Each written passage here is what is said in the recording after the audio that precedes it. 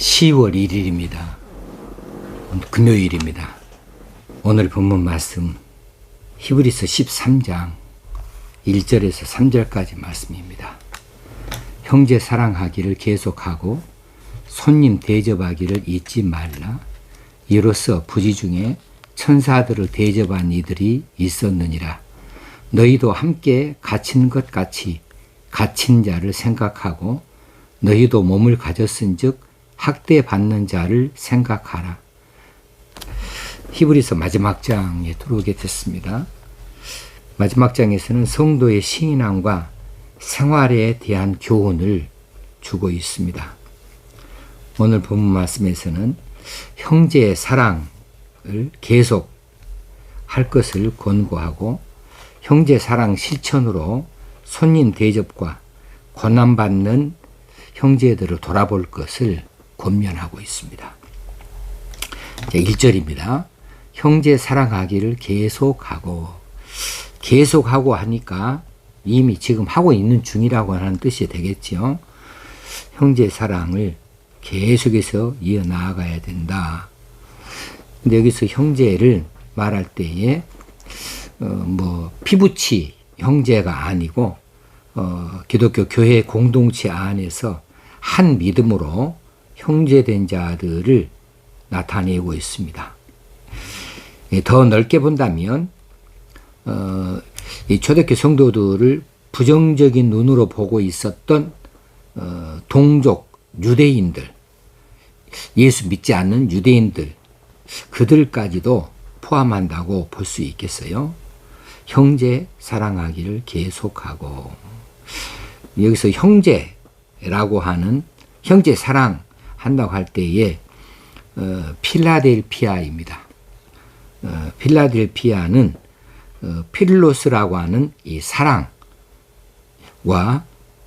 이 아델포스라고 하는 형제의 합성어이지요. 그래서 필로스, 아델포스, 사랑, 형제가 붙어가지고 필라델피아가 됐습니다. 그러니 이 형제의 사랑이라고 하는 이 단어가 북유럽, 혹시는 또 미국, 북아메리카 이쪽 지역의 도시 이름으로도 우리가 기억하고 있지요. 자, 여기서 형제 사랑하기를 계속한다 할 때에 동족 유대인들까지 포함하느냐, 아니면 교회 안에 있는 형제들까지로만 제한하느냐, 이런 이야기들을 이렇게 저렇게 하고 있는 것 같은데, 그게 무슨 상관이에요? 누구를 사랑하느냐, 어디까지 사랑하느냐, 이것이 초점이 아니고, 초점이 있다면 성도라면 사랑해야 한다는데 의미를 두고 있는 거죠. 성도는 당연히 사랑하는 사람이어야 돼야 합니다. 왜냐하면 하나님의 사랑이시니 하나님의 자녀는 당연히 사랑하는 자가 돼야 되는 거죠.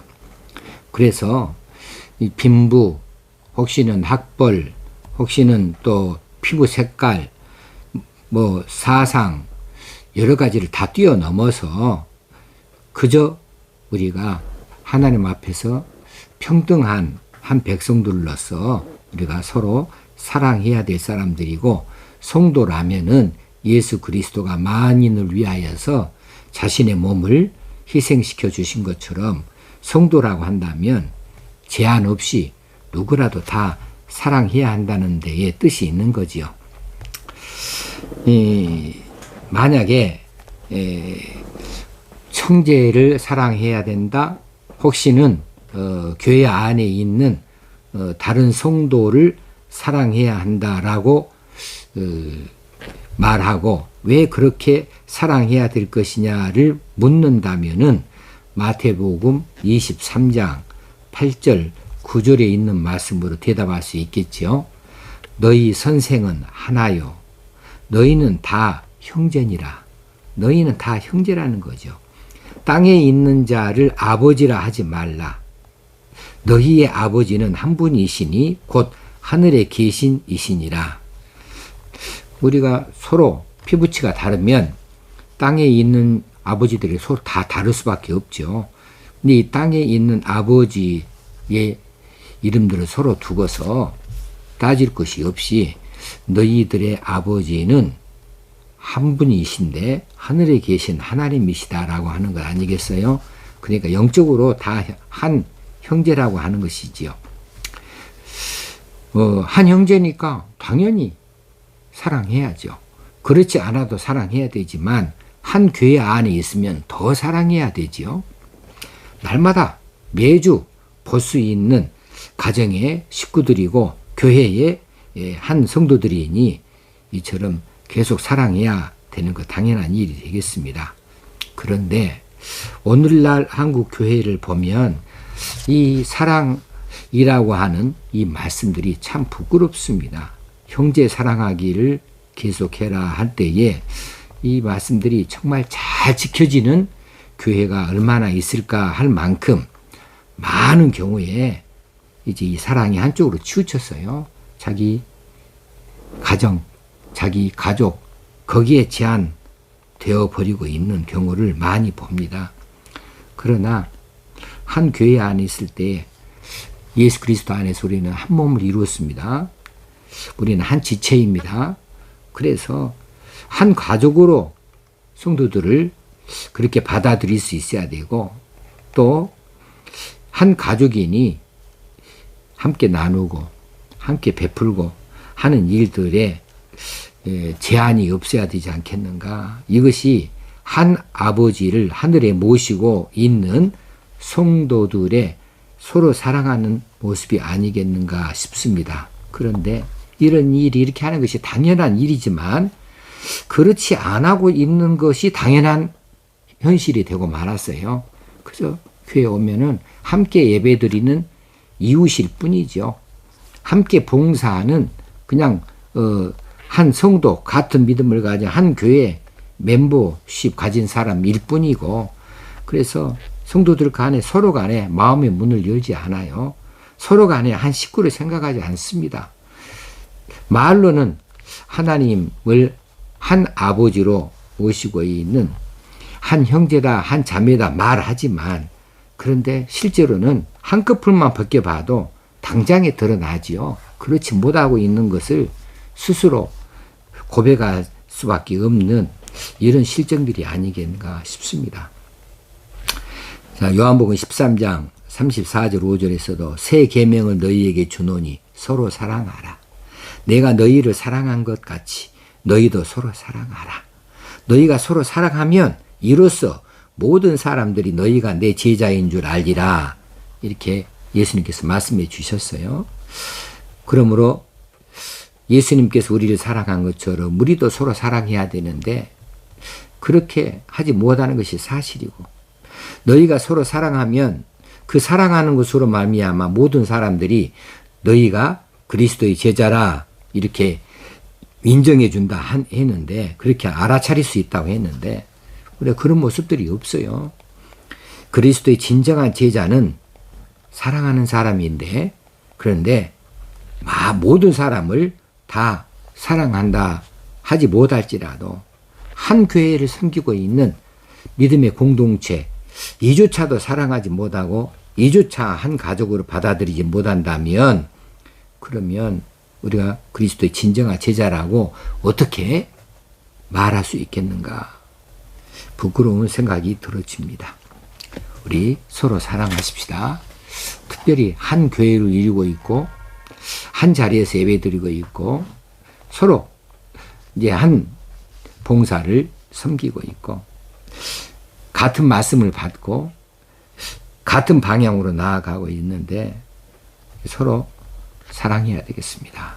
안 좋은 이야기들은 접고 비판과 판단은 다 저리 멀리 다 떠나보내버리고 서로 이해하고 서로 돕고 격려할 수 있어야 되겠습니다.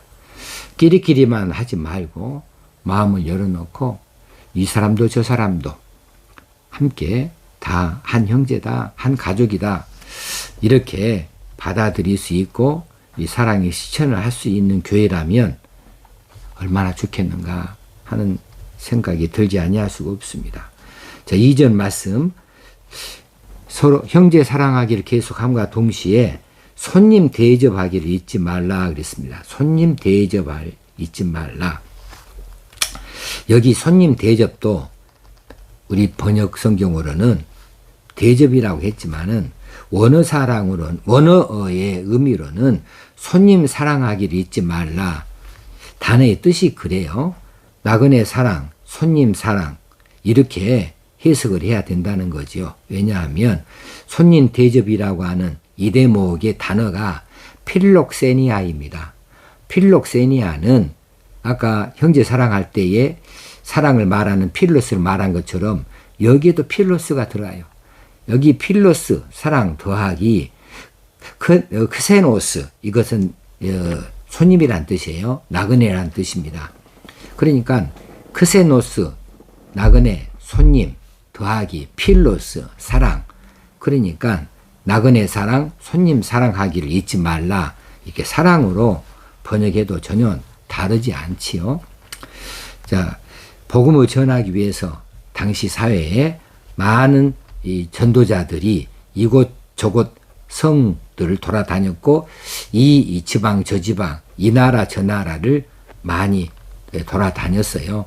그러니 그들이 머물 곳이 오늘날처럼 호텔이나 여인숙이 넉넉한 것 아니고 결국은 이제 민박을 해야 되는데 그럴 때에 성도들이 그들을 대접해야 되지요.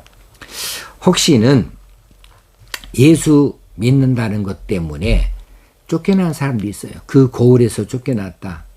또 그 성에서 쫓겨났다. 그 공동체, 유대 공동체 쫓겨났다 하는 사람들 지난번에도 한번 말씀드렸지만 이런 성도들이 많이 있었어요. 그들이 참 핍박받다가 떠나지 아니할 수가 없어서 어쩔 수 없이 떠나는 경우도 있었죠. 그들이 정착지를 찾지 못해서 이곳저곳을 다닐 때에 이제 교회 안에서 이들을 발견하면 이들을 자기 가정으로 모셔서 대접하는 것 이것을 마땅한 일로 받아들여야 했습니다. 그래서 그들을 자기 몸처럼 생각하고 자기 식구처럼 생각하고 하고 해서 대접할 의무를 그들이 짊어져야만 했던 것이죠. 로마서 12장에서도 손 대접하기를 힘쓰라 하고 말씀하셨습니다. 오늘 본문에서 잊지 말라고 했지만은 힘쓰라 그 말은 같은 말이지요. 자, 이미 유대인들은 구약의 율법에 이 손님 대접하는 것이 아주 그 규정이 되어져 있습니다. 레위기서 19장 34절에 보면 이건 아주 율법에 나와 있는 내용이에요. 그래서 그들은 손님 대접을 참 잘합니다. 아주 대대로 유대 사회에서는 손 대접하는 일은 참 잘하는 백성들이에요. 그래서 성경에 보면 아브라함이나 롯이 자기 집 앞에 지나가는 낯선 세 사람을 자기 집 앞에 있는 사람을 아브라함이 자기 집으로 초청해 들이 모셔오죠. 근데 실상 그 사람들이 사람이 아니고 사람의 모양을 했던 천사들이었죠. 아브라함의 조카 롯도 마찬가지입니다. 롯이 소돔성에 있을 때에 그 때가 저물어서 땅거미가 치니까 이제는 잠잘 자리로 돌아가야 할 때인데 그때 두 사람이 이제 이 처소를 정하지 못한 것을 보고 롯이 자기 집에서 머무르라고 간청을 해요. 아니 자기 집에서 머무라고 그냥 한번 지나가는 말로 말한 것이 아니라 우리 집에서 꼭 쉬시라고 간청을 하지 않습니까? 그래서 그 사람들이 롯의 집에서 유숙을 했죠. 자, 이 일로 인하여서 롯의 집안이 화를 면하게 되어지고 그랬습니다. 아브라함의 경우는 이제 그 아들을 얻게 된다고 하는 예언을 받게도 되어지고요. 그래서 오늘 본문 말씀에 나온 대로 이로써 부지 중에 천사들을 대접한 이들이 있었느니라. 바로 아브라함과 롯의 경우를 생각하면서 예를 들어 놓은 것입니다. 오늘날 손님 대접하는 것이 참 쉽지 않습니다. 자기 집에 머무르는 것 이건 더 쉽지 않습니다. 그래서 자기 집안에 누가 다른 사람이 들어오는 것을 원치 않아요. 자기 집안에 어떤 이런 거 저런 거 살림살이나 어떤 정보를 보여주고 알리는 것을 굉장히 싫어합니다. 그래서 이제 손님 대접이라고 하는 이런 일들은 옛날 이야기고 오늘의 이 시대 현대 사회하고는 정 안 맞는 일처럼 받아들일 수가 있지요. 국가적으로 손님은 우리나라의 일자리를 찾아온 저기 이 다른 나라 동남아 지역에서 있는 다른 나라 사람들, 그 사람들이 험한 일을 마다하지 아니하고 한국 땅까지 와서 일하고 있죠. 이 사람들도 손님이죠. 객이죠. 그래서 그들도 우리가 함부로 할 것이 아니고 그들과 더불어서 함께 살아가는 사람인 줄 알아서 잘 대접해야 되겠다는 생각도 들어지고요. 오늘날 여관이 없어서 뭐 민박을 찾는 집이 어디 있겠습니까? 그러나 누가 됐든지 간에 손님의 신분으로 나그네 신분으로 있으면 이들을 잘 접대할 그 사명들을 우리가 다 함께 제할 줄 압니다. 3절 말씀, 너희도 함께 갇힌 것 같이 갇힌 자를 생각하고 너희도 몸을 가졌은즉 학대받는 자를 생각하라. 이 말씀은 당시 성도들 중에 그 신앙 때문에 옥에 갇힌 사람들이 있어요. 옥에 다녀온 사람들이 적지 않았던 것 같아요. 그들을 생각할 때에 마치 자기 자신이 그들과 함께 갇힌 것처럼 그들이 겪는 고난을 함께 나누도록 그렇게 이야기를 하고 있습니다. 유대인들에게 핍박을 받고 로마인들에게 박해를 받고 그래서 유대인들에게는 재산을 몰수당하기도 하고요. 또 그 두들겨 맞기도 하고요. 혹시는 감옥에 투옥되기도 하고요. 또 로마인들에게는 이끌려 가면 원형 경기장으로 끌려가서 죽임을 당하기도 하고요. 수많은 핍박이 받는 일들이 많이 있었습니다. 그래서 그들을 생각할 때 이 핍박을 면한 사람들은 어떻게 할 것인가? 나는 핍박을 면했다. 나는 다행히 갇히지 않았다. 붙들려 가지 않았다. 나는 손해보지 않았다. 가만히 얌전히 그렇게 있을 것인가?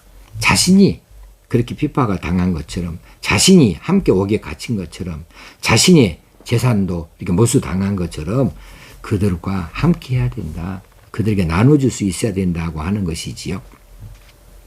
자, 그래서 오늘 본문 마지막에 생각하라가 나와요. 학대받는 자. 너희도 몸을 가졌은즉 학대받는 자를 생각하라. 이 생각하라고 하는 말은 계속해서 마음을 써라고 하는 이야기인데 어떤 마음을 쓰는 겁니까? 그들의 처지, 그들의 형편 생각하면서 그들이 무엇이 필요한지 그들의 요구사항을 생각하라는 거죠. 그래서 그것을 채워주라고 하는 거죠. 갇힌 자, 또 매맞은 자 있으면은 그 상처난 자를 치료해 줘야 될 것이고 다 재산을 다 빼앗긴 자들은 쓸 것을 나눠줄 수 있어야 되겠고요. 그들의 형편에 따라서 그들의 처지에 따라서 그들이 필요한 요구사항들을 머리에 그리고 거기 마음을 쓰라고 하는 이야기입니다. 그렇게 한다고 하는 것은 옥에 갇혀있는 성도를 돌아보는 것이 뿐만 아니라 그렇게 하는 것이 곧 그리스도를 돌아보는 것과 같다고 하는 이야기를 마태복음 25장에서 하죠. 내가 갇혔을 때 너희 돌아보았고 제자들이 아니 언제 우리가 그걸 돌아본 적이 있습니까? 너희들이 옥에 갇힌 자 돌아본 것이 나를 돌아본 것이다. 말씀해 주시는 것이 있지 않습니까? 이처럼 신앙의 공동체가 함께 힘들고 어려운 경우에 빠졌을 때 나는 아니다, 나는 괜찮다가 아니죠. 오늘날에도 여러 가지 모양으로 성도들이 힘들고 어려운 경우를 겪습니다. 한 교회 안에서도 어떤 이는 건강 때문에, 어떤 이는 직장 문제 때문에, 어떤 이는 살아가는 일들이 너무 고달파서 또 어떤 이들은 또 물질 때문에 많이 고민도 하고 또 핍박도 받고 고통을 겪기도 하고 그렇죠. 특별히 병에 질병 때문에 고통을 겪는 이들 또 장기적인 치료를 받아야 하는 이런 중한 병들 얼마나 낙심하기 쉬운지 몰라요. 그래서 그들 나는 병 안 걸렸으니까가 아니고 내가 마치 병든 그들과 같은 마음을 가지고 그들을 위해서 기도하고 그들이 필요한 것들을 돌아보아주고 어떻게 도울까 이렇게 계속 마음을 쓰는 일이 생각하라를 만족시켜주는 말씀이 아닌가 싶습니다. 자, 그래서 바울이 고린도 교회에 고린도전서 12장에 보면은 고린도 교회 성도들에게 말합니다. 성도라고 하는 것은 고통받는 성도와 동일한 고통을 받는 자가 바로 성도다. 고통받는 성도와 동일한 고통을 받는 자 되라고 하는 거죠. 오늘 이 시대에 우리 교회 공동체가 정말 함께 살아가면서 형제 사랑이 이루어지고 나면 이런 구체적인 이 사랑의 실천들이 있게 될 것이고 손님 대접하는 것도 있게 되어질 것으로 믿어집니다. 이런 일들을 그저 쉽게 생각하지 말고 할 수 있는 대로 내가 할 수 있는 일들을 찾아보고 부족한 부분들은 또 힘을 낼 수 있도록 그렇게 용기를 가져야 되겠습니다. 기도하겠습니다. 하나님 아버지, 오늘도 귀한 말씀을 들려주셔서 감사합니다. 하나님께서 주시는 이 사랑의 문제, 우리가 정말 이 문제에 있어서는 할 말이 없습니다. 예수 그리스도의 사랑을 이렇게 받았고 서로 사랑하라는 말을 귀에 못이 박히도록 자주로 듣지만 이 사랑의 실천만큼은 왜 이리 힘들고 어려운지 우리가 정말 넉넉한 마음을 가지고 사랑의 실천을 나타낼 수 있기를 원합니다. 형제 사랑하기를 그치지 아니하고 손님 대접하기를 잊지 아니하고 갇힌 자들을 돌아보는 마음을 쓰는 일들 우리가 열심을 내어 살 수 있기 원합니다. 힘들고 어려운 처지 가운데 있는 성도들을 돌아볼 수 있게 하시고 또 물질적으로 경제적으로 힘든 사람들도 돌아볼 수 있기를 원합니다. 그래서 교회가 사랑이 흘러 넘치는 교회가 되어지길 원하고 이 일이 우리 하나님 기뻐하시는 일 되어질 줄로 믿습니다. 이런 믿음의 담대함을 주옵소서. 예수님의 이름으로 기도합나이다. 아멘. 오늘도 사랑의 실천을 감당하는 하루가 되어줄 수 있도록 열심을 내보십시다. 감사합니다.